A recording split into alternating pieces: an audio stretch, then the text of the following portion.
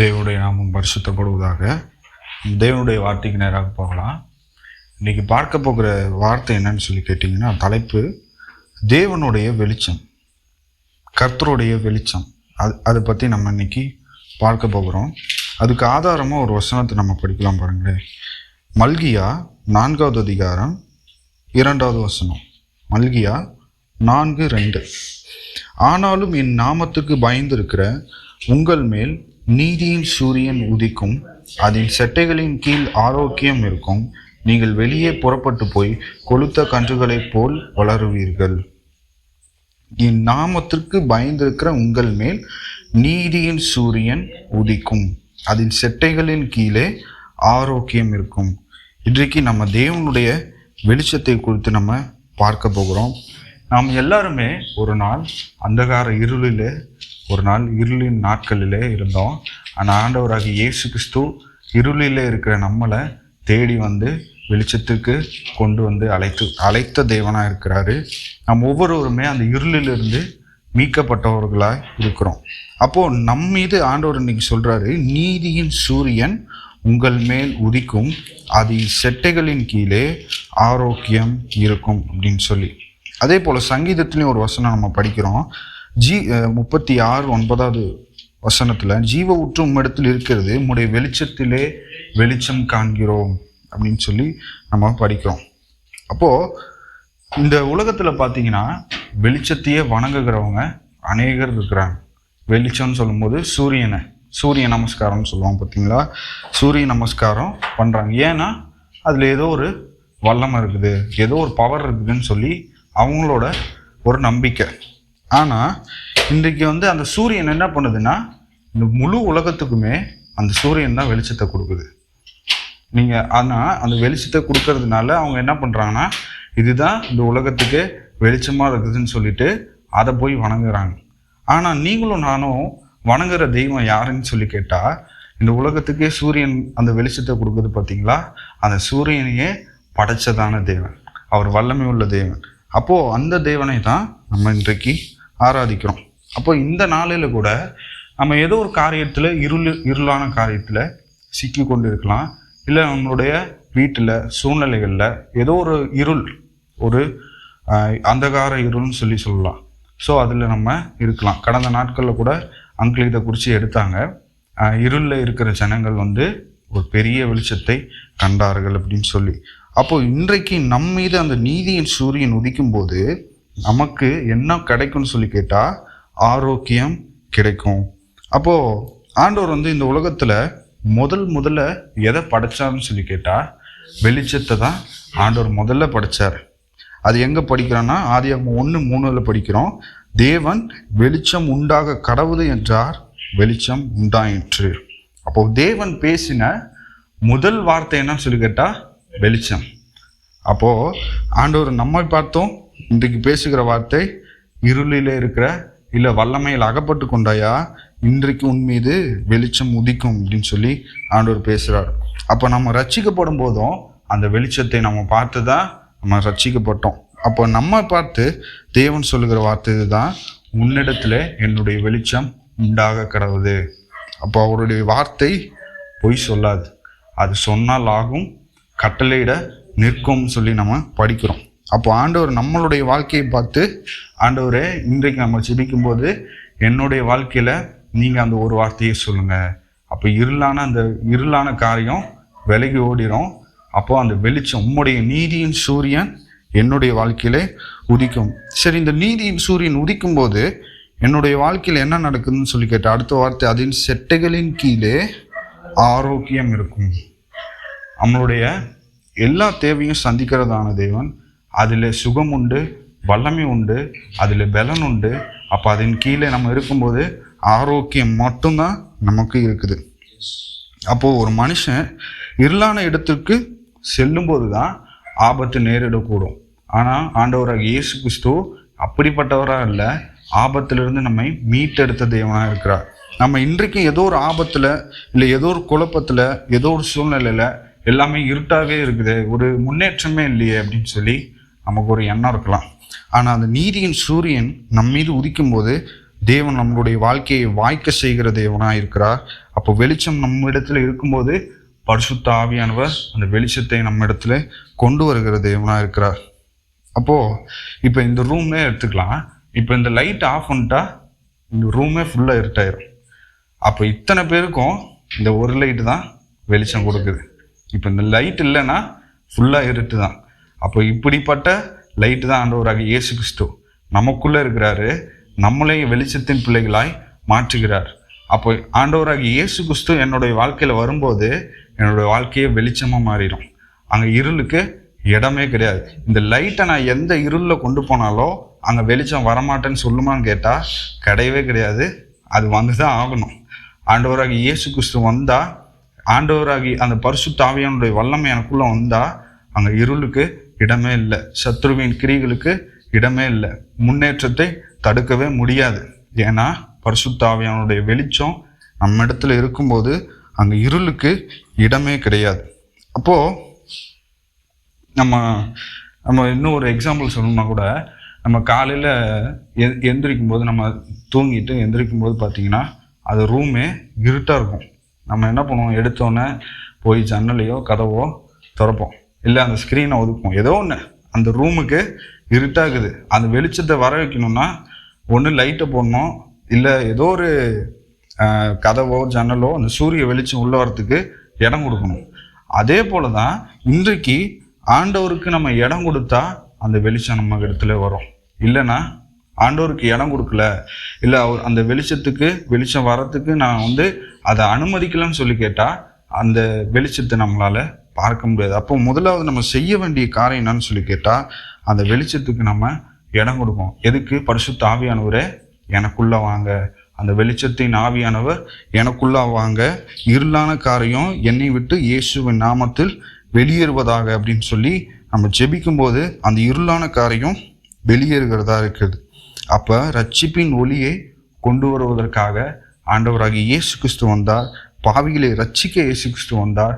அந்த வெளிச்சத்தின் பரிசுத்த ஆவியானவரை நமக்கு கொடுத்துக்கிட்டு போயிருக்கிறார். அப்போ அந்த பரிசுத்த ஆவியானவரை பெற்றுக்கொள்ளும் போது அந்த ரட்சிப்பின் ஒளியை நம்ம மீண்டும் பெற்றுக்கொள்கிறவர்களாக இருக்கிறோம். தாவீது சொல்கிற பார்த்தீங்களா, சங்கீதம் 51 அதிகாரம் 10வது வசனம். நமக்கு எல்லாம் தெரிஞ்ச வசனம் தான். சுத்த இருதயத்தை என்னிலே சிருஷ்டியும், நிலைவரமான ஆவியை என்னிலே புதுப்பையும். அதுக்கு முந்தின வசனம், என் பாவங்களை பாராதபடிக்கு நீர் உமது முகத்தை மறைத்து என் அக்கிரமங்களை எல்லாம் நீக்கியருளும். அப்போ தேவன் நம்மளிடத்துல சுத்த இருதயத்தை எதிர்பார்க்கிறார். அப்போ நம்மளிடத்துல பாவம் இருக்குன்னு சொல்லி சொன்னா, இல்லை அக்கிரமம் இருக்குன்னு சொல்லி சொன்னா, தேவன் அப்போ தாவீது சொல்ற, என் பாவங்களை பாராதபடிக்கு நீர் உமது முகத்தை மறைத்து என் அக்கிரமங்களை எல்லாம் நீக்கி அருளும். அப்போ இந்த இடத்துல நம்ம தேவனுடைய வெளிச்சம் வரத்துக்கு தடையா இருக்கிறது முதலாவது காரணம் என்னன்னு சொல்லி கேட்டா, தேவனுக்கு பிரியமில்லாத இந்த பாவம், அப்ப அந்த அக்கிரமத்தின் கிரியை, அது முதலாவது நம்ம விட்டு வெளியேறணும். ஆண்டவர் நம்மளை எங்கிருந்து அழைத்தாலும் சொல்லி அடிக்கடி நம்மளுடைய சபையில கூட அங்கிள் இந்த வசனத்தை நமக்கு சொல்லியிருக்கிறாங்க. 1 பேதுரு 2:9 வசனம். இதை நம்ம அடிக்கடி நம்ம படிப்போம். நீங்களோ உங்களை அந்தகாரத்தினின்று தம்முடைய ஆச்சரியமான ஒளியினிடத்திற்கு வரவழைத்தவருடைய புண்ணியங்களை அறிவிக்கும்படிக்கு தெரிந்து கொள்ளப்பட்ட சந்ததியாயும் ராஜரிகமான ஆசாரிய கூட்டமாயும் பரிசுத்த ஜாதியாயும் அவருக்கு சொந்தமான ஜனமாயும் இருக்கிறீர்கள். அப்போ உங்களை அந்தகாரத்தினின்று தம்முடைய ஆச்சரியமான, அது மிகப்பெரிய அந்த வெளிச்சத்தை பார்க்கும்படியாக அழைத்தவருடைய புண்ணியங்களை அறிவிக்கும்படிக்கு தெரிந்து கொள்ளப்பட்ட சந்ததியாய் ராஜரிகமான ஆசாரிய கூட்டமாய்.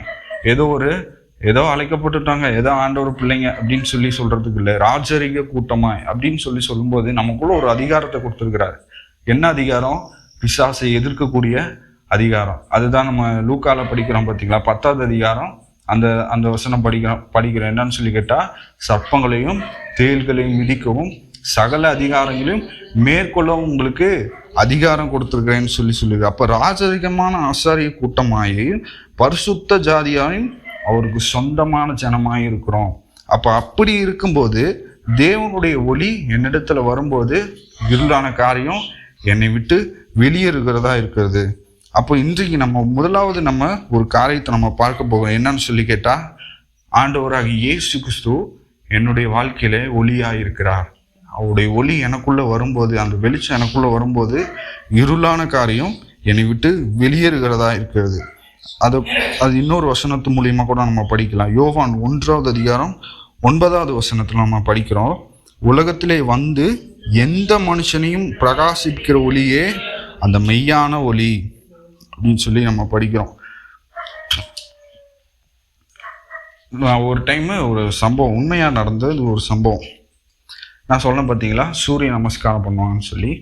ஒரு முறை ஒரு வாலிப பையன், அவன் வந்து தினமும் தோறும் காலையில் ஆனால் அவன் வீட்டு பக்கத்தில் ஆறு ஓடும்.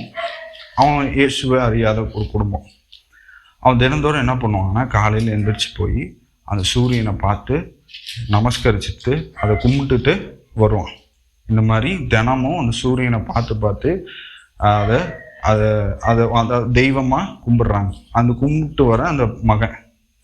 அப்போது ஒரு நாள் அவன் தினந்தோறும் அந்த செயலை செஞ்சு அவனுடைய கண்ணு தினந்தோறும் அந்த சூரியனை பார்க்குறது பார்த்தீங்களா, அந்த வெளிச்சத்தை பார்க்கறதுனால அவனுடைய பார்வை வந்து கொஞ்சம் கொஞ்சமாக மங்கி சுத்தமாக தெரியாத போயிடுச்சு.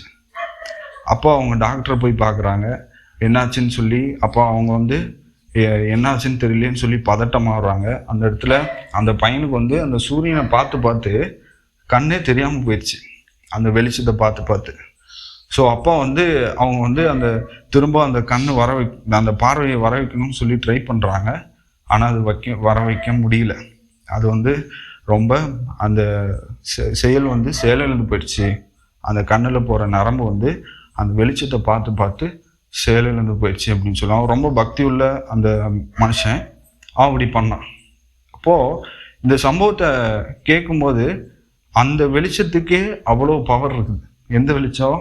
ஆண்டவர் ஒரு வார்த்தையில் சொன்ன அந்த வெளிச்சம். சூரியன் உண்டாக கடவுதுன்னு சொன்னார், அது உண்டாச்சு. அவர் படைச்சதுக்கே அவ்வளோ பவர், அவ்வளோ அந்த வல்லமை இருக்குதுன்னு சொல்லி சொன்னால், அதை படைத்த தேவனுக்கு எவ்வளோ வல்லமை இருக்கும். அப்போ அந்த வல்லமையை நம்ம இன்றைக்கு பெற்றுக்கொள்ளணும். அதுதான் பரிசுத்த ஆவியானுடைய வல்லமை. இந்த நாளில் அதுக்காக தான் நம்ம இன்னைக்கு ஜெபிக்க போகிறோம். அப்போ அந்த பரிசுத்த ஆவியானுடைய வல்லமை, இயேசு கிறிஸ்துவின் ஒளி என்னிடத்துல வரும்போது அந்த எந்த ஒரு அந்தகார வல்லமையும் என்னைய மேற்கொள்ள முடியாது. அப்போ அவர் எப்படிப்பட்டவராக இருக்கிறான்னு சொல்லி கேட்டால், அவர் சேரக்கூடாத ஒளியிலே வாசம் செய்கிற தேவனாக இருக்கிறார்.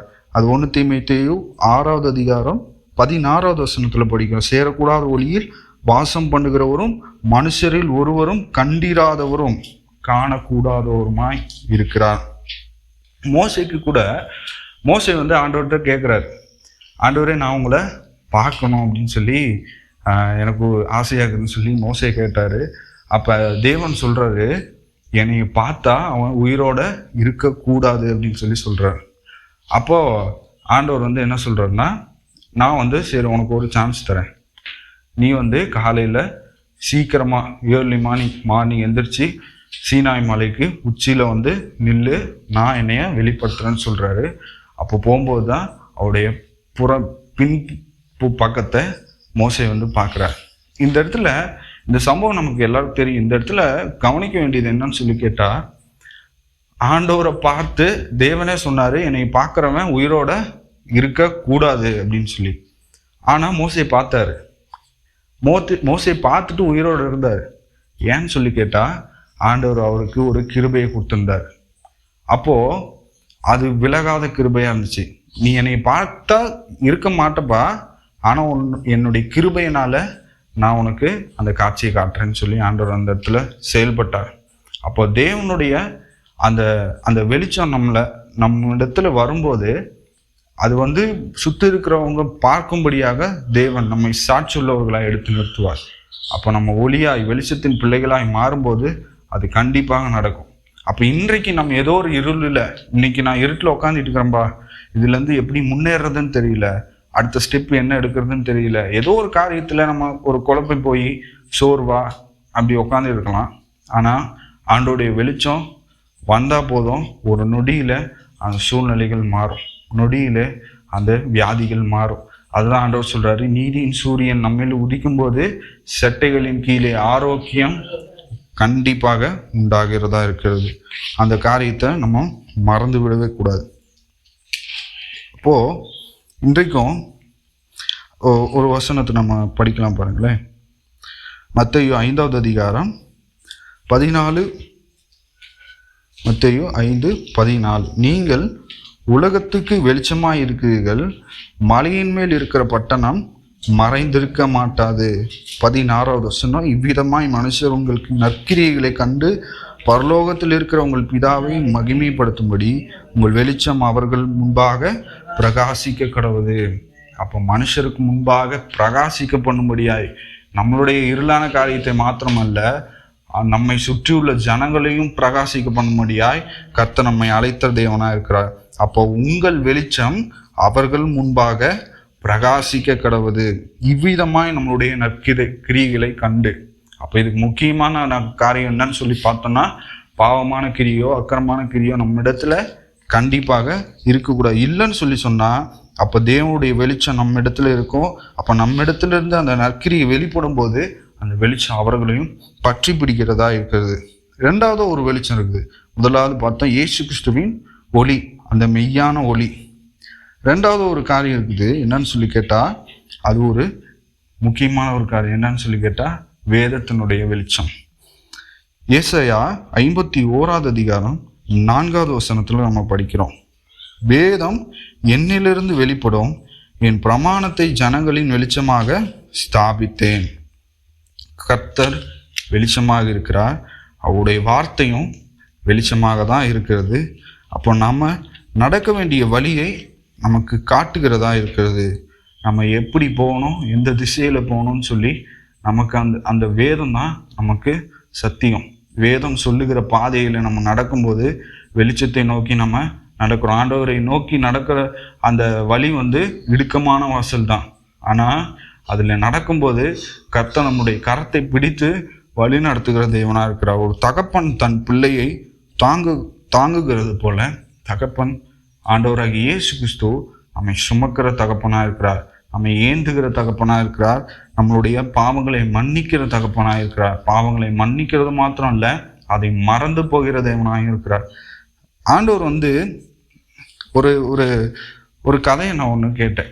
ஆண்டவர் பாவத்தை மன்னிக்கிறான்னு சொல்லும்போது ஒரு ஒரு சின்ன குழந்தைன்னு சொல்ல முடியாது, ஒரு குட்டி பாப்பா, அவங்க அம்மா கிச்சனில் வேலை செஞ்சுட்டு இருக்கிறாங்க. அந்த பாப்பா ஹாலில் ஒரு பொருள், என்ன பொருள்னு கேட்டால் ஒரு கண்ணாடி பொருள், அந்த கண்ணாடியில் விளாண்டுருக்குது. விளாடும்போது அது எடுக்கும்போது நின்றுட்டு இருந்தாங்க, கீழே போட்டு உடஞ்சிருச்சு. அந்த கண்ணாடி கீழே போட்டு உடஞ்சிருச்சு. அப்போ அவங்க அம்மா பார்க்கறதுக்குள்ள இது அள்ளிட்டு போய் போட்டுனா அடி விழுவோம் அப்படின்னு சொல்லி பயம்.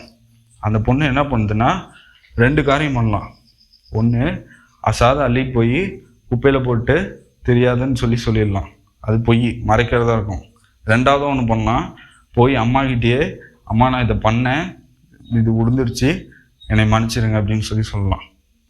அப்போ இந்த பாப்பா என்ன பண்ணுதுன்னா, போய் அவங்க அம்மாக்கிட்டேயே போய் இந்த மாதிரி நான் விளாண்டுட்டு இருந்தேன், இந்த மாதிரி கீழே விழுந்துருச்சு, உடஞ்சி போச்சுன்னு சொல்லுது.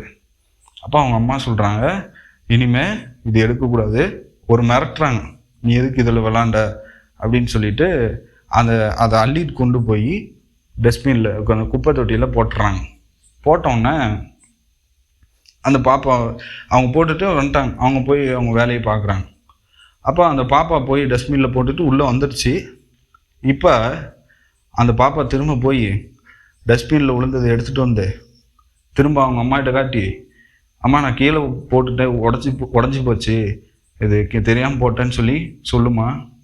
சொன்னால் அவங்க அம்மா என்ன சொல்லுவாங்க, இதை தான் நீ என்கிட்ட முன்னையே சொல்லிட்டியே, திரும்ப எதுக்கு என்கிட்ட சொல்லிட்டு இருக்கிற அப்படின்னு கேட்பாங்க. இதே போல தான் நம்மளுடைய தகப்பனும் நம்மளுடைய பாவங்களை மன்னித்து அதை மறந்துடுறாரு. ஆனால் நம்ம என்ன பண்ணுறோம், போய் போட்டதை திரும்ப எடுத்துகிட்டு இங்கே பாருங்க உடஞ்சி போச்சு, திரும்ப உடஞ்சி போச்சுன்னு சொல்கிறோம். அப்படி இல்லை, தினந்தோறும் நம்மளுடைய பாவங்களை அறிக்கை செய்யணும். இன்றைக்கு நான் தூங்குறேன்னா, இன்றைக்கு நான் யோசித்து பார்க்கணும், தேவனுக்கு பிரியமில்லாத கிரியைகள் என்ன செஞ்சேன், அந்த வெளிச்சத்தை இருளான காரியங்களை நான் என்ன செஞ்சேன் அப்படின்னு சொல்லி யோசிச்சு அந்த இடத்துல மன்னிப்பு கேட்டு ஆண்டவர்கிட்ட ஒப்புரவாகிட்டோம்னா அந்த பாவங்களை தேவன் மன்னித்து மறந்து விடுகிற தேவனா இருக்கிறார். அப்ப திரும்பவும் அதை ஆண்டவர் அதை வச்சு நம்மளை நியாயம் தீர்க்கவே மாட்டார். அவர் மன்னிச்சா மறந்துடுவார். அது கிழக்குக்கும் மேற்குக்கும் எவ்வளவு தூரமோ அவ்வளவு தூரமாய் அவருடைய கிருபை நம் மீது பெருகுகிறதா, அவருடைய இரக்கம் நம் மீது இருக்கிறதா இருக்கிறது. அதாவது சங்கீதம் 103வது அதிகாரத்துல நம்ம படிக்கிறோம். அப்போ அந்த வெளிச்சம் நம்ம இடத்துல இருக்கும்போது பாவங்களை மன்னிக்கிற தேவனா இருக்கிறார்.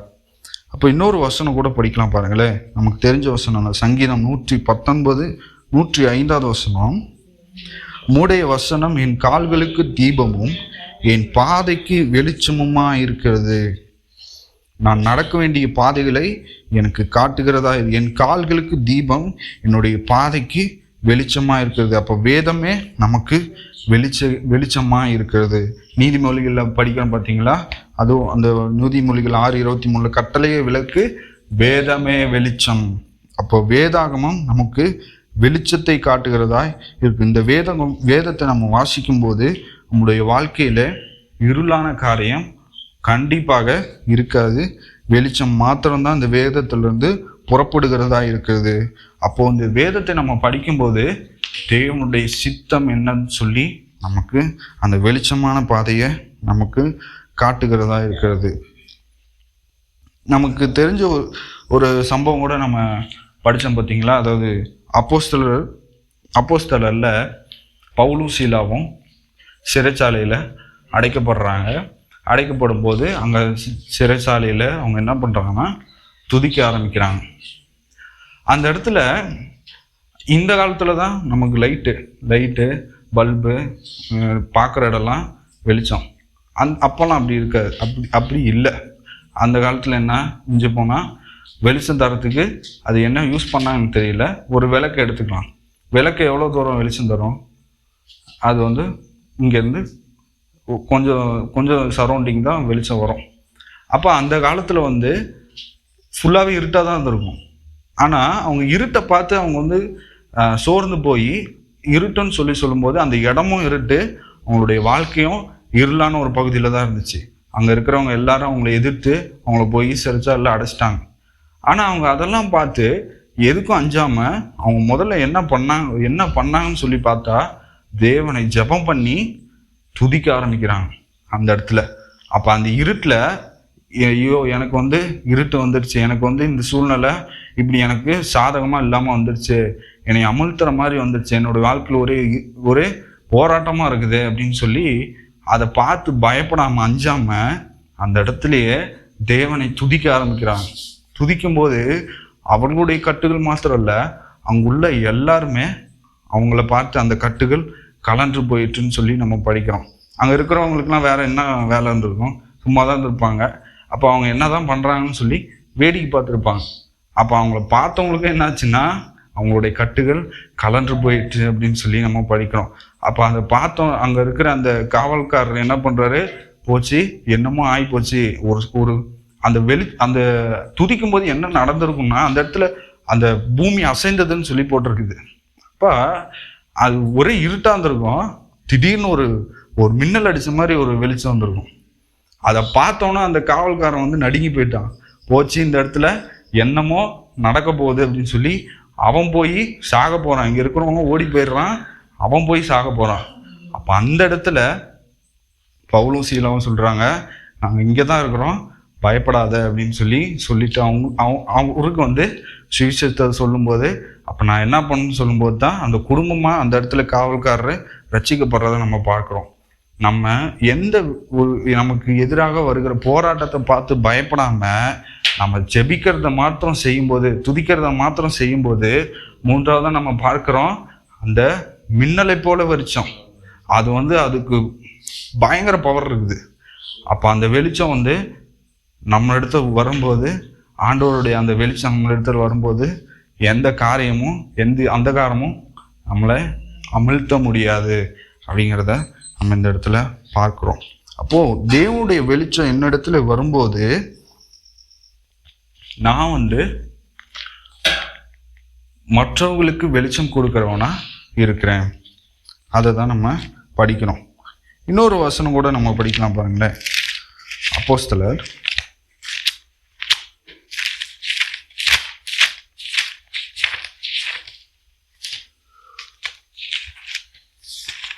9வது அதிகாரம்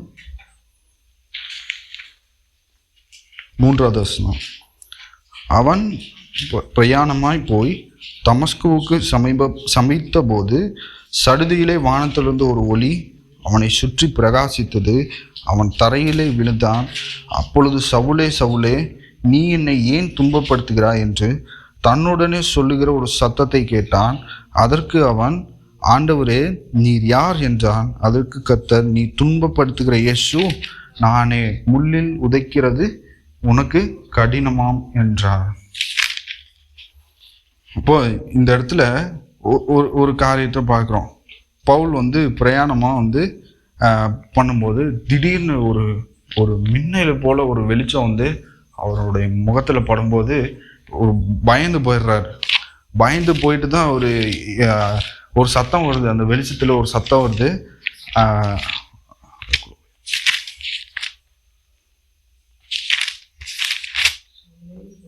சவுலே சவுலே, நீ என்னை ஏன் துன்பப்படுத்துகிறாய் என்று தன்னுடனே சொல்லுகிற ஒரு சத்தத்தை கேட்டான். அப்போ நம்ம தேவனை துன்பப்படுத்துகிற காரியம், தேவனை துக்கப்படுத்துகிற காரியம் இருக்கும்போது அந்த வெளிச்சம் நம்ம இடத்துல இருக்காது.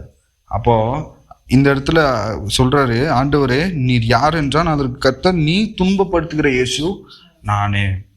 அப்ப ஆண்டவரை துக்கப்படுத்துற மாதிரி, ஆண்டவருக்கு ஒரு சஞ்சனத்தை ஏற்படுத்துற மாதிரி ஏதோ ஒரு காரியத்தை நம்ம செஞ்சோம் அப்படின்னா ஆண்டவருடைய வெளிச்சம் நம்ம இடத்துல கண்டிப்பாக உதிக்க முடியாது. அப்போ அந்த வெளிச்சத்தை நம்ம இழந்து போயிடும். அப்போ இன்றைக்கு நம்ம ஒரு தீர்மானம் எடுக்கணும். ஆண்டவரே, உங்களுடைய வெளிச்சம் என்னுடைய வாழ்க்கையில உதிக்க முடியாதபடி என்ன தடை காணப்படுது? அப்போ உண்மையை வருத்தப்படுத்துகிற காரியம் என்னிடத்துல இருக்குமானால் அதை தயவாக மன்னிங்கன்னு சொல்லி மன்னிப்பு கேட்க வேண்டிய ஒரு ஜெபத்தை நம்ம இன்றைக்கு செய்ய போகிறோம். அது முக்கியமான ஒரு ஜெபமா இருக்க போகுது. அப்போ அந்த வெளிச்சம் நம்ம இடத்துல வரும்போது அந்த தேவனை துக்கப்படுத்துகிற அந்த காரியமும் நம்மளை விட்டு வெளியேறுகிறதாய் இருக்கிறது. அப்போ இந்த வேதாகமத்தை நமக்கு வெளிச்சமாக கொடுத்துட்டு போயிருக்கிறாரு. அப்போ இந்த வெளிச்சத்தை நம்ம கண்டிப்பாக இந்த நாளில் பெற்றுக்கொள்ளும்படியாக நம்ம ஜெபிக்க போகிறோம்.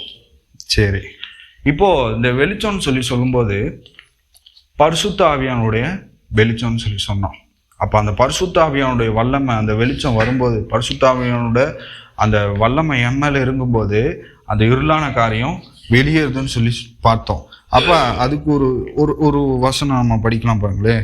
யோவேல் 2:28 நம்ம எல்லாருக்கும் தெரிஞ்ச வசனம் தான். யோவேல் 2:28.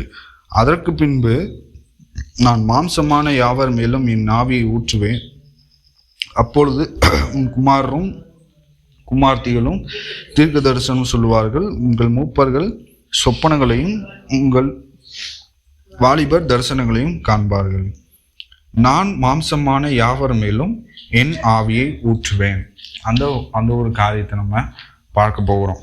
அப்போ என்னுடைய ஆவின்னு சொல்லும்போது பரிசுத்த ஆவியானுடைய வல்லமையை என் மேல ஊற்றும் போது நான் அந்த வெளிச்சத்தின் மகளாய் மாறுகிறேன். அப்போ அந்த நாட்கள்ல என்ன நடக்கும்னா, நான் தீர்க்க தரிசனம் உரைக்க போறேன். அப்போ பரிசுத்த ஆவியானுடைய வல்லமை என்னிடத்துல இருக்கும்போது என்னுடைய வெளிச்சத்தை பார்த்து மற்றவர்கள் மாறும்படியான அந்த வல்லமையை நான் உனக்கு கொடுக்க போறேன்னு சொல்லி ஆவியானவர் பேசுறாரு. அப்போ அதான் நம்ம மத்தேயுல படிச்சோம் பார்த்தீங்களா, உங்களுடைய வெளிச்சம் அவர்களை பிரகாசிக்க பண்ணும் அப்படின்னு சொல்லி நம்ம படித்தோம். அப்போ அந்த பரிசுத்த ஆவியானுடைய வல்லமை எனக்குள்ள வரும்போது மற்றவர்களை பிரகாசிக்க பண்ணும்.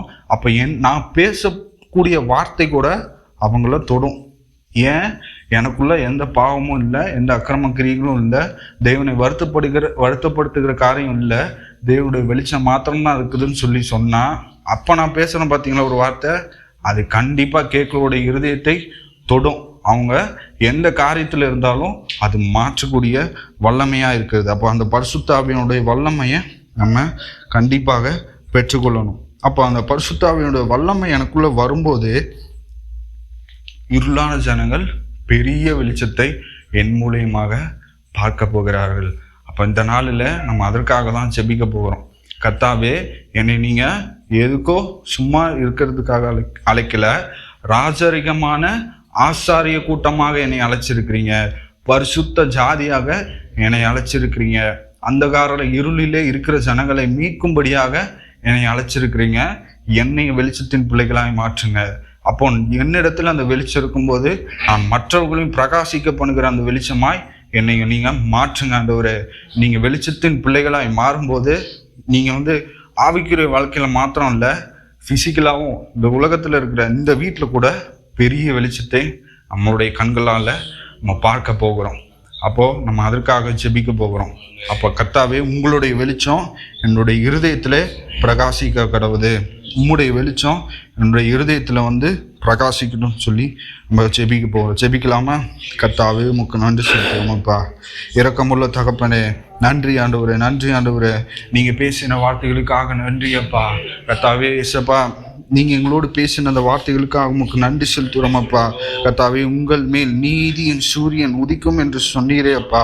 என் நாமத்திற்கு பயந்திருக்கிற உங்கள் மேல் நீதியின் சூரியன் உதிக்கும், அதன் சட்டைகளின் கீழே ஆரோக்கியம் இருக்கும் என்று எங்களோடு பேசின அந்த நல்ல வார்த்தைகளுக்காக உமக்கு நன்றி செலுத்துறோம் ஆண்டவரே. உம்முடைய வெளிச்சத்திலே வெளிச்சம் பார்க்கிறவர்களாய் எங்கள் ஒவ்வொருவரையும் மாற்றும்படியா ஜெபிக்கிறோம் அப்பா. கர்த்தாவே இயேசுப்பா, பாவமான கிரியைகள், அக்கிரமான கிரியைகள் எங்களிடத்தில் இருக்குமானால் தயவாய் மன்னிக்கும்படியா ஜெபிக்கிறோம் ஆண்டவரே. எங்களுடைய இருதயத்தை உம்முடைய இரத்தத்தினாலே கழுவுங்க இயேசுப்பா. எங்களுடைய சிந்தையை உம்முடைய இரத்தத்தினாலே கழுவுங்க. எங்களுடைய எண்ணங்களை கர்த்தாவே நீங்க சீர்பொருந்த வைக்கும்படியா ஜெபிக்கிறோம். எங்களுடைய சிந்தைகள் எல்லாம் கிறிஸ்துவின் சிந்தையாய் மாறட்டும் ஆண்டவரே. கர்த்தாவே, என்னுடைய எண்ணங்களை எல்லாம் கர்த்தாவே நீங்க மாற்றும்படியா ஜெபிக்கிறோம். உடைய கரத்தினாலே தொடும்படியா ஜெபிக்கிறோம் அப்பா. உடைய வெளிச்சம் எங்களிடத்துல வரும்போது ஆரோக்கியம் இயேசுப்பா உதிக்கும் என்று சொன்னீரே ஆண்டவரே. ஆரோக்கியம் உண்டாகும் என்று சொன்னீரே அப்பா. கர்த்தாவே இயேசுப்பா, எங்களுடைய கட்டுகள் எல்லாம் இயேசுவின் நாமத்தினாலே கலந்து போகும்படியாய் உடைய பரிசுத்த ஆவியினுடைய வல்லமை எங்கள் மீது இறங்கும்படியா ஜெபிக்கிறோம் அப்பா. எங்கள் மீது இறங்கும்படியா ஜெபிக்கிறோம். இருளிலே இருக்கிற ஜனங்கள் பெரிய வெளிச்சத்தை கண்டார்கள் என்று வாசிக்கிறோமே அப்பா. நீதியின் சூரியன் இப்பொழுது எங்கள் மேல் உதிக்கும்படியா ஜெபிக்கிறோம். நீதியின் சூரியன் இப்பொழுது எங்கள் மீது உதிக்கும்படியா ஜெபிக்கிறோம் அப்பா. கர்த்தாவே, உம்முடைய வல்லமை இறங்கும்படியா ஜெபிக்கிறோம் அப்பா. உம்முடைய வல்லமை இறங்கும்படியா ஜெபிக்கிறோம் ஆண்டவரே. கர்த்தாவே இயேசுப்பா, எங்களுடைய வாழ்க்கையில நீங்க இன்றைக்கு பார்த்து எங்களை சொல்லும்படியா ஜெபிக்கிறோம். கர்த்தாவே, வெளிச்சம் உண்டாவதாக என்று ஒரு வார்த்தை சொல்லுங்க ஆண்டவரே. கர்த்தாவே, உம்முடைய வார்த்தையில இயேசுப்பா வல்லமை உண்டு ஆண்டவரே. அதிலே கர்த்தாவே ஒரு உயிர் இருக்குது இயேசுப்பா, ஜீவன் உண்டு ஆண்டவரே. கர்த்தாவே, இப்பொழுது அந்த வார்த்தை எங்கள் மீது சொல்லும்படியா ஜெபிக்கிறோம். எங்களுடைய இருள்கள் எல்லாம் வெளியேறுமே ஆண்டவரே. உம்முடைய ஒரு வார்த்தையினாலே எங்களுடைய இயேசுப்பா எல்லா இருளான காரியங்களும் வெளியேறுமே ஆண்டவரே. இயேசுவின் நாமத்தினாலே எங்களுடைய வாழ்க்கையிலே வெளிச்சம் உண்டாவதாக. இயேசுவின் நாமத்தினாலே வெளிச்சம் உண்டாவதாக. கர்த்தாவே, நீங்க அப்படியே செய்யும்படியா ஜெபிக்கிறோம் அப்பா. அப்படியே செய்யும்படியா ஜெபிக்கிறோம் ஆண்டவரே. இயேசுவின் நாமத்தினாலே கர்த்தாவே, நீதியின் சூரியன் எங்கள் மீது உதிக்கும்படியா ஜெபிக்கிறோம் ஆண்டவரே. இருளிலே இருக்கிற எங்களை கர்த்தாவே நீங்க உம்முடைய வெளிச்சத்திற்கு அழைக்கும்படியா ஜெபிக்கிறோம் அப்பா. கர்த்தாவே, நாங்கள் அந்தகாரத்தில் நின்று தம்முடைய ஆச்சரியமான ஒளியினத்தை வரவழைத்தவருடைய புண்ணியங்களை அறிவிக்கும்படியாக நாங்கள் அழைக்கப்பட்டு இருக்கிறோம். கர்த்தாவே, நாங்கள் ராஜரிகமான ஆசாரிய கூட்டமாக இருக்கிறோம் ஆண்டவரே. உம்முடைய பரிசுத்தமான ஜாதியா இருக்கிறோம் அப்பா. ஆகையால் பிசாசுனுடைய எந்த கிரிகளும் எங்களை தொடுவதற்கு அதிமதி இல்லை இயேசுவின் நாமத்தினாலே. எல்லா சத்துருவின் கிரிகளும் இயேசுவின் நாமத்தில் அழிந்து போகும்படியா ஜெபிக்கிறோம். கர்த்தருடைய வல்லமை இறங்கும்படியா ஜெபிக்கிறோம். இருளிலே இருக்கிற இந்த பிள்ளைகள் இயேசுவின் நாமத்தில் வெளிச்சத்தை பார்ப்பார்களாக, வெளிச்சத்தை பார்ப்பார்களாக. கர்த்தாவே, ரொம்ப நாளாவே இயேசுப்பா இந்த வீட்டிற்கு வெளிச்சமே இல்லை என்று சொல்லி சோர்ந்து போயிருக்கலாம் ஆண்டவரே. முதலாவது அவங்களுடைய ஆவிக்குரிய வாழ்க்கை உதிப்பதாக இயேசுவின் நாமத்தினாலே. கர்த்தாவே இயேசுப்பா, தேவனுடைய ராஜ்யத்தை முதலாவது நாங்கள் தேடும் போது மற்றவைகள் எல்லாம் எங்களுக்கு கூட கொடுக்கப்படும் என்று வாசிக்கிறோமே அப்பா. உம்மை தேடுகிற பிள்ளைகளாய் மாறட்டும் ஆண்டவரே. கர்த்தாவே, இன்னும் உம்முடைய வேதத்திலே தாகம் உள்ளவர்களாய், கர்த்தாவே, இரவும் பகலும் தியானிக்கிறவர்களாய் மாற்றும்படியா ஜெபிக்கிறோம். எங்கள் ஒவ்வொருவரையும் நீங்க மாற்றும்படியா ஜெபிக்கிறோம் ஆண்டவரே. கர்த்தாவே, நீங்க அப்படியா செய்ய போவதற்காக உமக்கு நன்றி செலுத்துறோம் ஆண்டவரே. நன்றி செலுத்துறோம் அப்பா. கர்த்தாவே, உலகத்திலே வந்து எந்த மனுஷனையும் பிரகாசிப்பிக்கிற அந்த மெய்யான ஒளி இயேசுவின் நாமத்தில் எங்களுடைய இருதயத்தில் உதிப்பதாக, இயேசுவின் நாமத்தினால எங்களுடைய இருதயத்தில் அந்த ஒளி, மெய்யான ஒளி இப்பொழுது பிரகாசிக்கும்படியா ஜெபிக்கிறோம் அப்பா. அப்படியே செய்ய போவதற்காக நன்றி செலுத்துகிறோம். சேரக்கூடாத ஒளியிலே வாசம் பண்ணுகிறதான தெய்வமே, ஒருவரும் கண்டிராதவரே, ஒருவரும் காணக்கூடாதவரே, ஏக சக்கராதிபதியே, வல்லமையுள்ள தேவனே, கர்த்தாவே, உம்முடைய வல்லமையின் ஆவியானவர் எங்கள் மீது இறங்கும்படியா ஜெபிக்கிறோம் ஆண்டவரே. உம்முடைய வெளிச்சத்தை பார்க்கும்படியாய் இப்பொழுது நாங்கள் கேட்கிறோம் ஆண்டவரே, கெஞ்சி கேட்கிறோம் அப்பா. எங்கள் ஒவ்வொருவரும் உம்முடைய வெளிச்சத்தை பார்க்கும்படியாய் எங்களுடைய கண்களை நீங்க திறந்தருளும்படியா ஜெபிக்கிறோம். எங்களுடைய கண்களை நீங்க திறக்கும்படியா ஜெபிக்கிறோம் ஆண்டவரே. இயேசுவின் நாமத்தினாலே கர்த்தாவே, எங்கள் ஒவ்வொருடைய கண்களும் திறக்கப்படுவதாக. இப்பொழுது அந்த மெய்யான ஒளி உதிக்கும்படியா ஜெபிக்கிறோம் அப்பா. நீங்க அப்படியே செய்ய போவதற்காக நன்றி செலுத்துகிறோம். அப்படியே செய்ய போவதற்காக நன்றி செலுத்துகிறோம் அப்பா. கர்த்தாவே, அன்றைக்கு சவுலை பவுலாக மாற்றின ஒளி இப்பொழுது எங்கள் மீது உதிப்பதாக. எங்களுடைய பாவக்கிரியைகளை எல்லாம் நீங்க மன்னிக்கும்படியா ஜெபிக்கிறோம் கர்த்தாவே. எங்களுடைய பாவங்களை எல்லாம் நீங்க மன்னிக்கும்படியா ஜெபிக்கிறோம் ஆண்டவரே. உம்முடைய மிகுந்த கிருபையினாலும் உம்முடைய மிகுந்த இரக்கங்களினாலும் எங்களை இசப்பா நீங்க வணைந்து கொள்ளும்படியா ஜெபிக்கிறோம் ஆண்டவரே. கர்த்தாவே, கிழக்குக்கும் மேற்குக்கும் எவ்வளவு தூரமோ அவ்வளவு தூரமா எங்களுடைய பாவங்களை நீங்க மன்னிக்கிற தெய்வமா இருக்கிறீங்க இசப்பா. கர்த்தாவே, அப்படியே நீங்க எங்களுடைய வாழ்க்கையில நீங்க செய்ய போவதற்காக நன்றி செலுத்துறோம் ஆண்டவரே. உம்முடைய கிருபைகளுக்காக கெஞ்சி கேட்கிறோம் ஆண்டவரே. உம்முடைய பரிசுத்த ஆவியுடைய வல்லமைகளை ஒரு விஷயம் நீ நிரப்பும்படியா ஜெபிக்கிறோம். அந்த பரிசுத்த ஆவியை நாங்கள் பெற்றுக்கொள்ளும்படியாய் எங்களை தகுதிப்படுத்தும்படியா ஜெபிக்கிறோம் ஆண்டவரே. நீரே உயர்ந்திருப்பீராக. ஆளுகை செய்யும்படியா ஜெபிக்கிறோம் அப்பா.